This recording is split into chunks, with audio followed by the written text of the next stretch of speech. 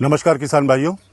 मैं अभी बैगन के खेत में खड़ा हूँ। बैगन में अगर देखा जाए तो मुख्य रूप से जो इसका शूट एंड फ्रूट बोरर आता है, ये एक बैगन की फसल में जब लग जाता है तो मुख्यतः देखा जाए तो करीबन 40 से लेकर 60% तक बैगन की उपज में नुकसान आ जाता है। पूरे भारतवर्ष में किसान भाई बहुत अलग अलग तरीके की दवाइयाँ डालते हैं, लेकिन देखा जाए तो इसका बहुत अच्छी तरीके से इसका कंट्रोल नहीं हो पाता है।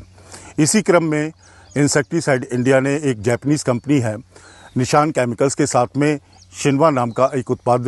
बाजार में लेके आए हैं, जिसको आज पूरे भारतवर्ष में इसकी पूरी सराहना मिल रही है। और जहां भी बैगन के किसान हैं इसको बहुत अच्छी तरीके से अपना रहे हैं और इसके रिजल्ट भी उनको बहुत प्रॉपर मिल रहे हैं। लेकिन एक बात इसमें मुझे ज़रूर कहनी है कि जब भी बैगन के खेत में ये आपका फ्रूट एंड शूट बोरर आता है तो हमें उसके किसी भी दवा के छिड़काव के लिए या शिनवा के बेसिकली छिड़काव के लिए हमें कुछ सावधानियाँ उसमें बरतनी पड़ती है। जैसे कि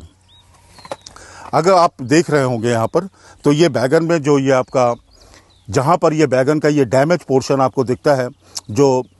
फ्रूट जो जिसे हम कह सकते हैं चोटी भेदक कीट से जो डैमेज है, सबसे पहले बैगन के खेत से इसको तोड़ के इसको पूरी तरीके से निकाल देना चाहिए। क्योंकि इस सिचुएशन में क्या होता है कि जो भी ये आपके इस तरह से तने होते हैं, इन्फेस्टेशन का रेशियो इसमें काफ़ी आगे तक बढ़ जाता है। आप ये जो देख रहे हैं बैगन का तना छेदक, अगर आप इसके अंदर देखें तो इसके अंदर जो सुंडी होती है, सुंडी ऐसे इसके अंदर घुस के पूरी तरीके से बैठी रहती है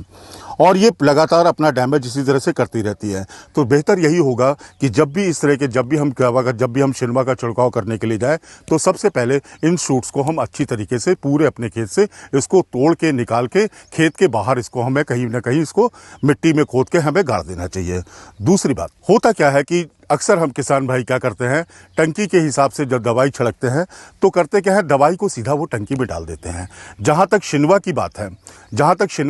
है, शिनवा के लिए सिर्फ मैं सभी किसान भाइयों से यही अनुरोध करूंगा कि बैगन, जैसे आप ये पूरी फसल देख रहे हैं बैगन की, तो जितनी भी आपको टंकी पानी लगनी है, 10 टंकी लगनी है, 12 टंकी पानी लगनी है, तो उसके हिसाब से एक साफ बाल्टी में पहले 10-12 गिलास आप पानी डाल लें। उसके अंदर ये जो शिनवा दवा है, इसको 160 ml दवा को उसमें अच्छी तरीके से डाल के पूरी तरीके से घोल लें। इसके करने का सिर्फ एक विशेष फायदा ये मिलता है कि आपका घोल एक सार बनेगा और पूरे खेत में आपकी दवा की मात्रा बराबर चाहिए होगी। है तो बहुत छोटी सी बात, लेकिन ये बहुत ही इंपॉर्टेंट हो जाती है और ये छोटी छोटी सावधानी ही दवा के असर को या खेत के असर पे जो भी दवा का असर है उसके असर को बहुत ज्यादा बढ़ा देती है। जब आप छिड़काव करने के लिए जाते हैं तो कोशिश हमेशा यही करिए कि साफ पानी लें। तो जो आपने अभी तक आपने जो 10-12 गिलास में जो शिनवा का आपने घोल बनाया